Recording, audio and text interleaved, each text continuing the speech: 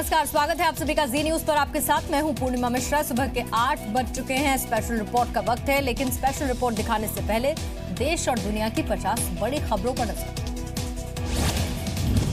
कश्मीर में आतंकी अबू दुजाना के खात्मे के बाद आज हाई अलर्ट है। हुर्रियत और अलगाववादी संगठनों का कश्मीर बंद का ऐलान।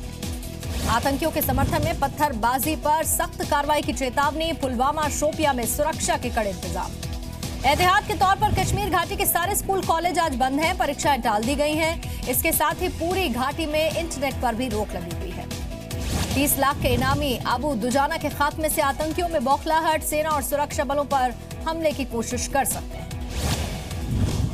अबू दुजाना समेत 2 आतंकियों को कल सुरक्षा बलों ने मार गिराया। एक पत्थरबाज भी मारा गया आतंकी को बचाने की कोशिश में।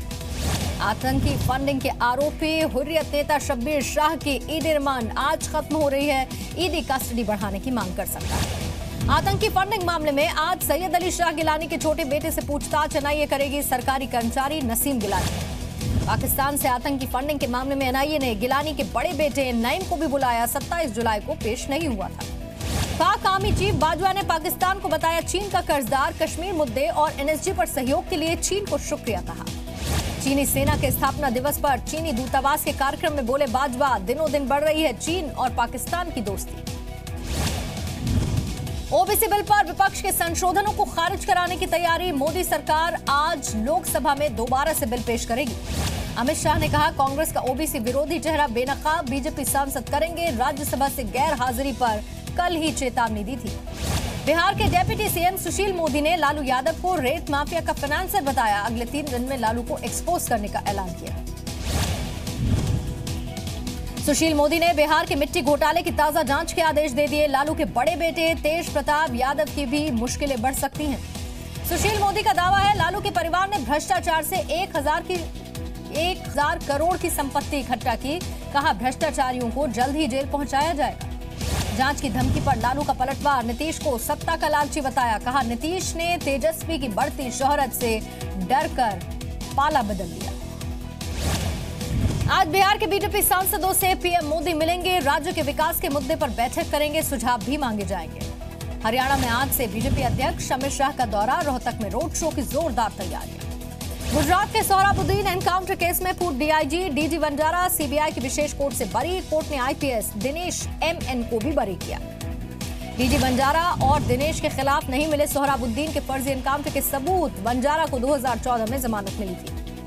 8वीं तक किसी भी बच्चे को फेल न करने की पॉलिसी को खत्म करने के संकेत। कैबिनेट आज नो डिटेंशन पॉलिसी खत्म कर सकती है। सरकार के नए प्रस्ताव में 5वीं और 8वीं क्लास के लिए अनिवार्य हो सकती है परीक्षा। संसद के इसी सत्र में बिल पेश हो सकता है। यूपीपीसीएस की नियुक्तियों में हुई गड़बड़ियों की सीबीआई से जांच कराने की सिफारिश। योगी सरकार ने केंद्र सरकार को चिट्ठी लिखी। जांच के दायरे में 2012 से मार्च 2017 तक की नियुक्तियां। योगी ने अखिलेश सरकार पर लगाया एक ही जाति को ज्यादा नौकरी देने का आरोप।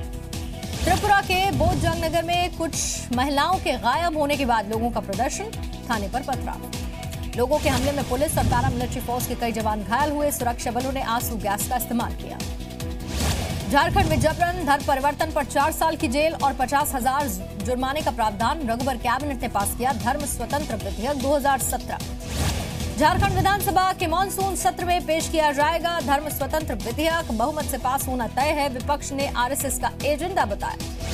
4 अगस्त को गुजरात जाएंगे राहुल गांधी। बनासकांठा और पाटन के बाढ़ प्रभावित इलाकों का दौरा करेंगे।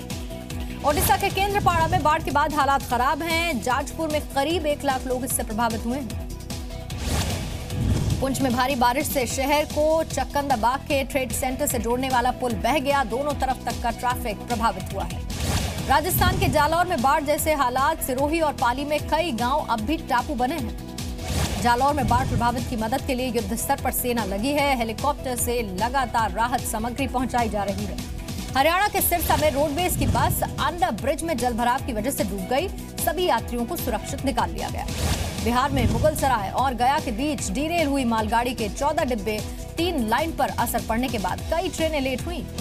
महाकौशल एक्सप्रेस में पति पत्नी को जहर देकर बैग से 45,000 रुपए निकालकर बदमाश फरार। पत्नी की मौत, पति की हालत गंभीर।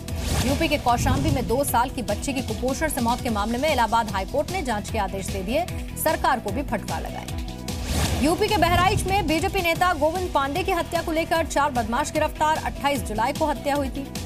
मेरठ में एक एलपीजी गोदाम के मैनेजर की गोली मारकर हत्या। मामूली सी बात पर कहासुनी हुई। 4 हमलावरों का सुराग नहीं मिला। मेरठ के बस स्टैंड पर रंगे हाथों पकड़ा गया एक चोर। लोगों ने पीटने के बाद पुलिस के हवाले कर दिया। गाजियाबाद के जीटी गोयनका स्कूल में 4th क्लास के छात्र अरमान की संदिग्ध मौत। सीढ़ियों पर पड़े हुए पानी से फिसलने का अंदेशा है। उत्तर प्रदेश के एटा से 6 दिन पहले अगवा हुआ बच्चा केरला एक्सप्रेस से बरामद हुआ। स्कूल से लौटते वक्त अगवा किया गया था। यूपी के मैनपुरी में 12 दिन से गायब युवक का शव मिलने के बाद तनाव है। भीड़ ने थाने पर हमला कर गाड़ियां तोड़ दी। कई पुलिस वाले घायल। हापुड़ में मोबाइल दुकानदार को दबंगों ने थाने में पुलिस के सामने ही पीटा। मोबाइल चार्जर की रिपेयरिंग को लेकर विवाद हुआ था।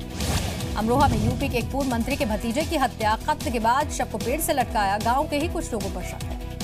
यूपी के जौनपुर में 8 साल की बच्ची से रेप। पड़ोस का ही एक व्यक्ति बच्ची को अपने साथ लेकर गया था। पुलिस ने गिरफ्तार किया।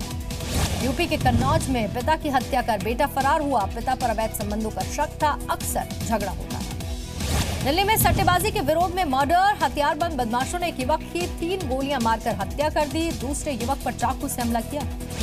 रक्षाबंधन को लेकर कोरबा जिला प्रशासन की पहल है। ससुराल में शौचालय न होने पर भाई बहनों को तोहफा दे सकता है और प्रशासन इसमें मदद करेगा। कोयम्बटूर में नदियों को बचाने के लिए छात्रों की मुहिम। सड़क पर 6 किलोमीटर लंबी रंगोली बनाकर संदेश दिया।